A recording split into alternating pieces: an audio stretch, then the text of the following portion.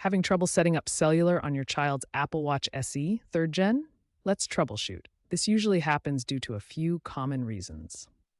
First, make sure the parent's iPhone is running iOS 17 or later, and the watch has watchOS 10 or later. The Apple Watch SE needs to be the GPS plus cellular model. Check the model number on the back, A2895. Double check that your carrier supports family setup and that you have an eligible plan. Carriers like Verizon, AT&T, and T-Mobile require a separate data plan, often around $10 per month. Start by restarting both the iPhone and the Apple Watch. Unpair and reset the watch if needed. If problems persist, move on to the next step. If restarting didn't work, the issue likely lies with your carrier's configuration.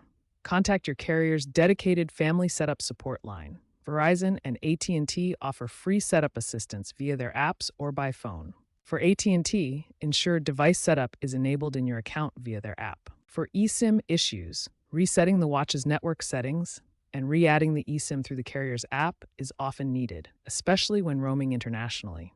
If using Verizon, confirm that a watch line has been added to your account via the My Verizon app. For T-Mobile, ensure family mode integration is correctly configured. Still stuck?